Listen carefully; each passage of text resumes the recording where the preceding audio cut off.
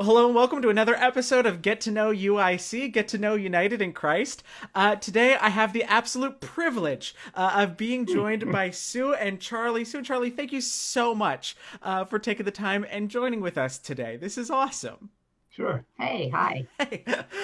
So, guys, for folks who maybe haven't gotten to know you over the years or maybe who are new to the congregation, how long has it been for the two of you that you have been connected with United in Christ? How long have you been a part of the congregation here? Well, we think we go back to 2014. Okay. So we're relative newcomers compared to most others in the church. Yeah, compared to some of these like fourth, fifth generation folks, right? Yeah. Exactly. That's very, very cool. So about 6 years or so now. But what was it then? What was it back in 2014? What was it about this community that made you want to come up and find your way up the hill and go check out this little congregation sitting among the farms? Well, we had been attending another Lutheran church in the area, Okay. and had grown somewhat complacent, dissatisfied, I guess, with the messages. We felt like we weren't getting a lot to carry away from church and use in our daily lives. Yeah. So we even got to the point where we decided that we'd continue to go to church, but only every other week. Sure. And that became a struggle. Oh my. Yeah. Yeah. And that didn't feel right to us. So we thought, we really should be looking around to see if there's something that suits us better. Sure. And while we were doing that, we became aware of Pastor Shade's work, Yeah, her absolutely. activism in the community. Yeah. At the time, she had been in the paper quite a bit for her work in fighting a tire incinerator. Yes. Yes. I remember how she was kind of instrumental in that, right? Yeah. So that sort of attracted us, and we thought, well, let's go out there. Let's find where this church is. Yeah. And Susan's a local. She understood where the twin churches were. Oh, good. Yes. I'd heard about them for years, but didn't know where they were. Sure. So we decided to go out one Sunday, and we weren't disappointed. Her messages were very topical for us. Absolutely. And, gave us something to carry away from church and use the next day. Something to think about for the week. Absolutely. So we kept going back. We had tried a few other churches in the area, but that was a change for us. Little church in the country. We thought it. Well, I thought at first anyway that it would be maybe a little too conservative. But, found that was not the case at all. Found it to be the exact opposite, Sure. actually. Sure. Incredibly open-minded and incredibly welcoming. Yeah, that's it, right? Just a community that is like standing at the ready to welcome whoever comes through the doors. And I think that's a really cool thing. And I'm so glad to hear that you found that when you arrived up in let's be honest, the middle of nowhere, right? Like up on the hills there.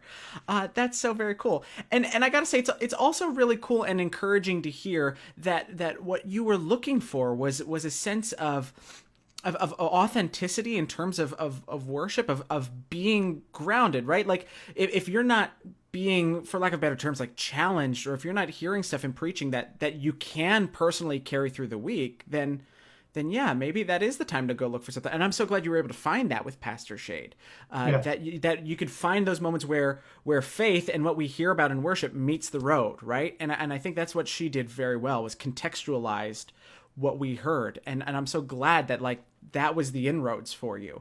Yes. And to me, that means that you take this role of faith seriously, right? That you want to be able to cling to something and know where God is moving in the midst of this, and then be able to live that out through the rest of the week. I think that's so important. And it, like I said, it's encouraging to hear folks like looking for that, right? Yes. Because otherwise it is easy to just say, oh, I got a little upbeat today. Cool. And then you get to go home, right? And not to say there isn't a place for that, but it's cool to know that there are folks looking for those moments of where faith intersects with our lives, right? Because that's so important. Yeah, exactly. And we like the message to be current too. How does it affect us in today's world? Yeah. Interpret the the message from the readings into what that means for us going forward tomorrow. Yeah, exactly. I especially need that. I have to see a connection. Right. It has to be made meaningful. Absolutely. Otherwise I zone out. Sure. I understand.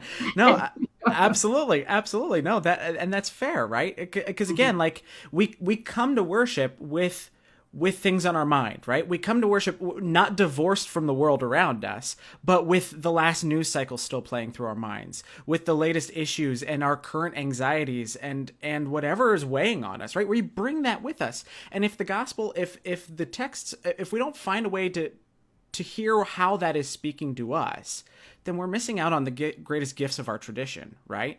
And so I'm glad to hear like that's what you're looking for, right? Of finding those moments that does speak to our time and our needs and our culture and our context and our society, right? Because that's so important, and it does speak to those moments. Absolutely. That's very, very cool. So I'm glad that when you were looking for that, that's something you found, right? But that's 6 years ago. So what was it then about United in Christ that once you kind of fell in and became connected, what was it that made you want to keep coming back and keep being a part of this community? And now what is it that made you, Charlie, decide that, yeah, being on leadership, being on church council was something for you in this community? What was it about this that makes you want to keep reinvesting at United in Christ? Well, that was interesting because, of course, we weren't there too long before Pastor Shade decided she would leave. Sure, right. and my thoughts were that I was a bit worried that Jesus is all going to fall apart now. Right. But the church hardly missed a beat. They filled in with supply pastors and various people, and then it became very interesting to see who would be there the next Sunday. And, what the sermon would be about, and we had some very excellent speakers, I thought. Cool. And no one seemed too worried at all about filling that time until we were able to land you. Yeah, absolutely. And that's one of the things that it was always encouraging to me when I looked at the paperwork from United in Christ. It had maintained that health and that unity during that time. For all intents and purposes, y'all had a very healthy interim period, right? Attendance was almost, maybe we dropped a little bit. Just like 3 people on average. Yeah. Yeah, that was really remarkable for me to see. And what was really cool was, and that's funny because I don't think I'd ever processed that together in terms of the timeline for the two of you. Because Charlie, you had been on the call committee. I can still remember you giving me the gift basket with Rusty Rail beer and Faro wine and a Bucknell hat and all these Purity chocolates, all that good stuff. And whoopie pies, yes. Is that how that got composed? Those were some of you. I liked it. We got a lot of good overlap there. And I had never processed that. Like, to me, a congregation puts on the call committee like the people who are anchors, right? Like people who are going to be able to articulate well. And I didn't realize you'd only been there for like 3 years at that point. And I think that speaks volumes, not just to the two of you, but the ways in which this community is like, yes, empower all of our folks, right? To get you involved in that process was very cool. Well, that's one of the responsibilities, I think, of attending a smaller church. Yeah. You really have to pull your weight. Yeah, absolutely.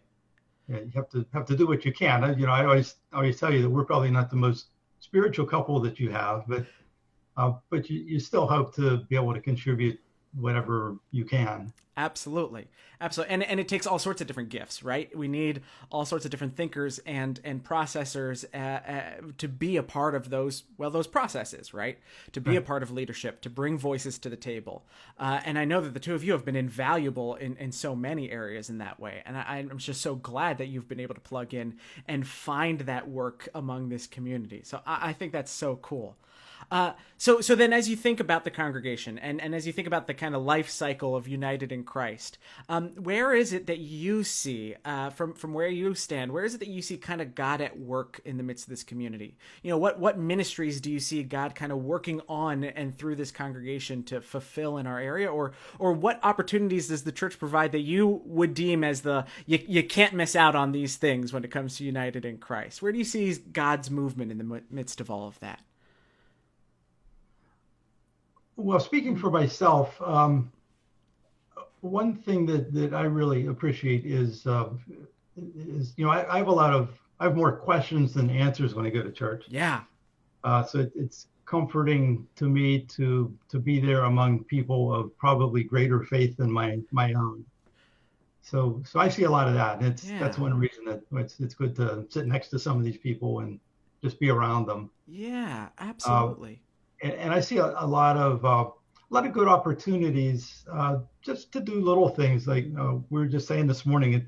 They make it so easy to help out by you bring in a jar of peanut butter on your way into church and drop it in the basket. Yeah, You can get a backpack in August for back to school. exactly. Um, you can go out and dice celery for the bean soup. Lots of little Right. ways you can contribute. Yeah, yeah. Those opportunities are just like always popping up, right? It's They just are. it's a very steady pace of like what's next, right? What ways are we going to plug in next, and how can we lend a hand in the midst of that? I think that's so cool. Yeah, we had not had that before. Mm, So it feels good to be able, or just to see that, yeah, when things need to be done, things get done. I mean, you look at a absolutely. sign up sheet and it doesn't look like anybody's on it, but a bazillion people show up, Yes, you exactly. know, and just the giving back and that this church provides to the community Yeah. is kind of incredible.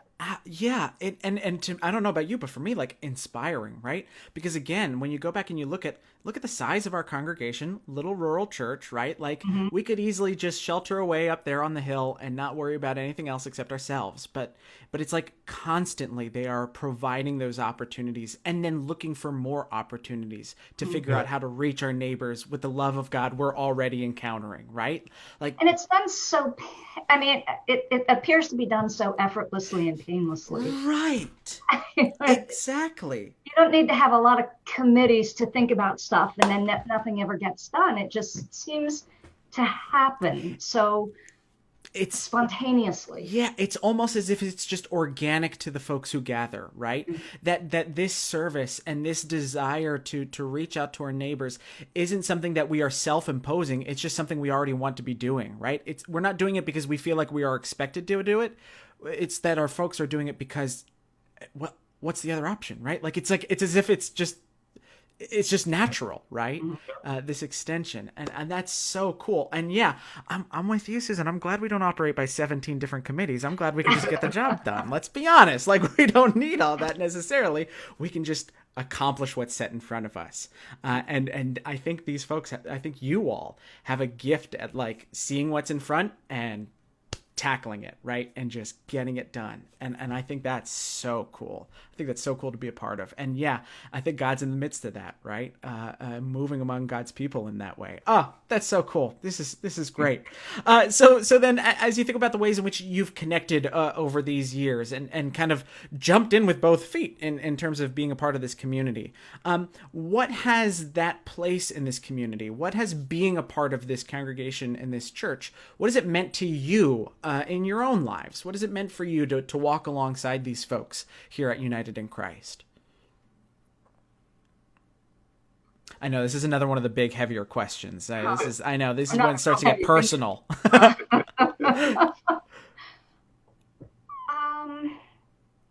I think there is a sense of fulfillment that you get when, I mean, you do something as simple as stand at the Milton Harvest Festival and hand out bean soup. Right.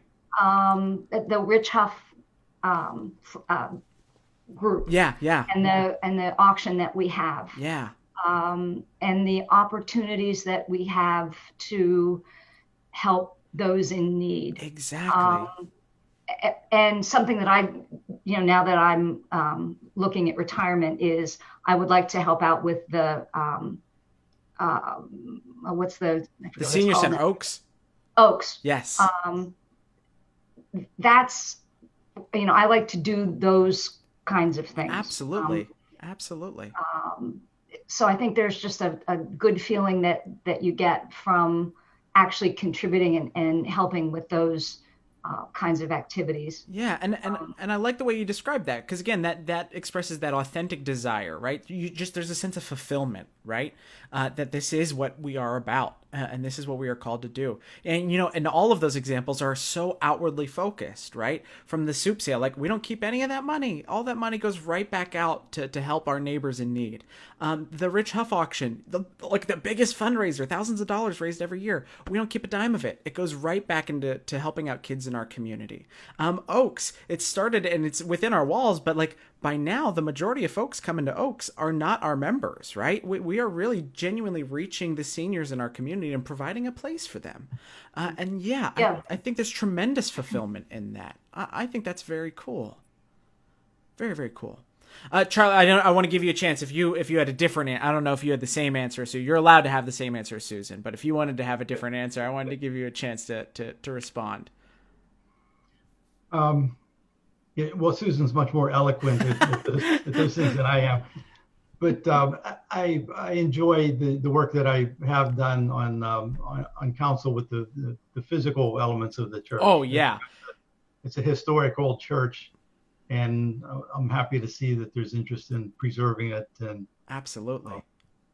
And upgrading it. Yeah. And I think folks need to know, like, Charlie, we owe you a great debt of thanks. We were just talking about this at our last council meeting. You, like, single-handedly every year renegotiate our electric bill.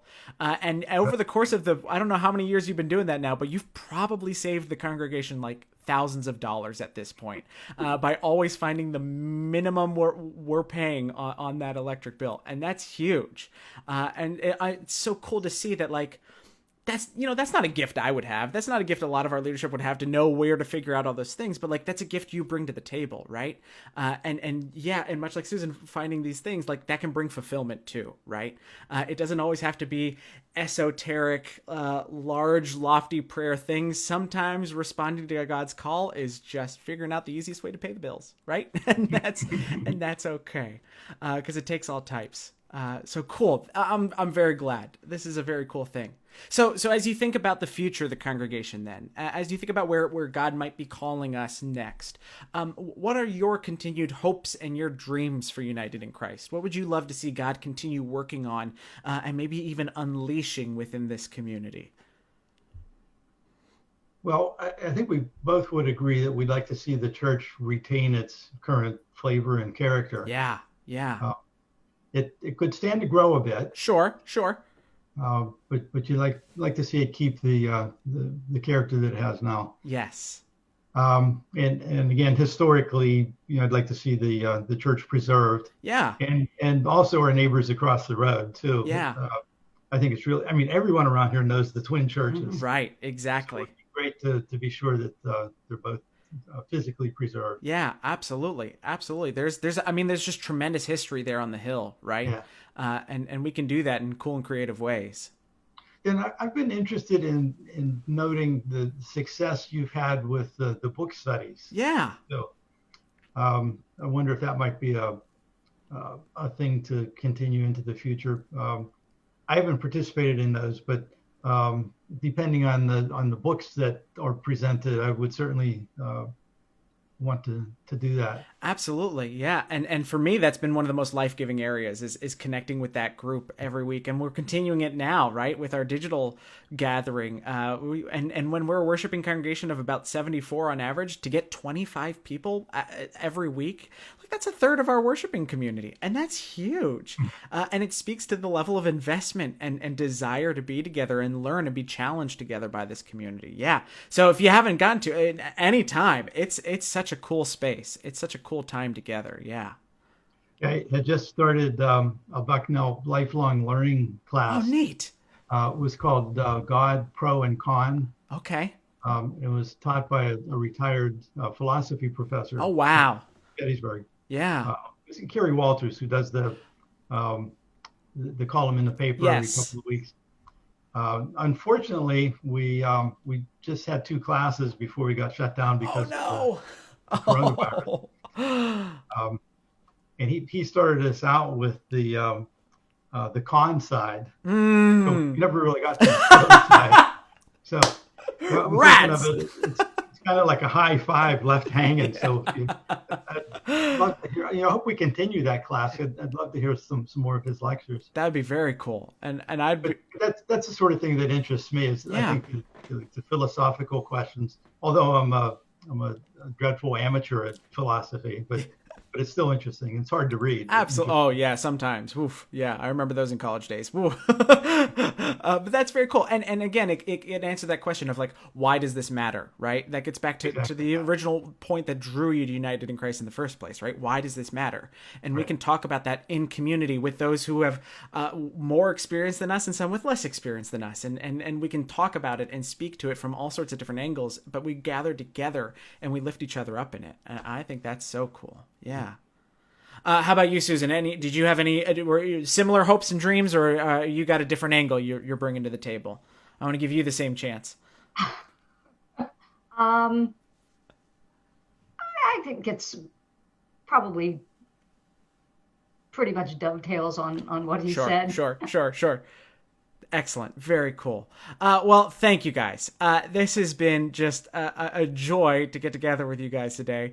Thank you for spending this time together. I give everyone one chance, though. Right before we wrap up, I give everyone a chance to share anything they'd like with the congregation. Is there anything you want folks who are listening at home to know or to hear from you? Are there any words of wisdom you want to pass on, or anything at all? This is your opportunity, your wild card moment to share with the congregation.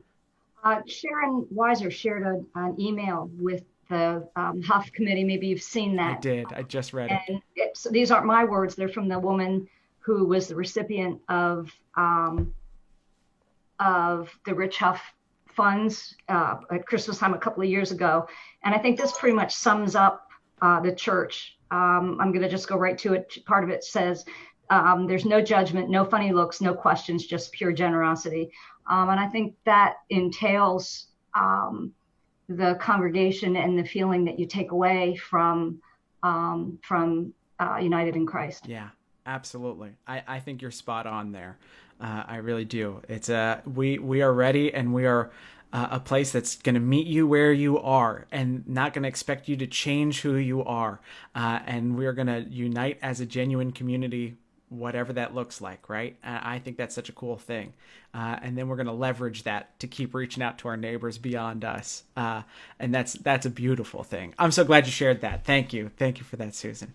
But guys, this has been just absolutely brilliant. Thank you for taking this time together today. I'm so glad. I hope the two of you continue doing well.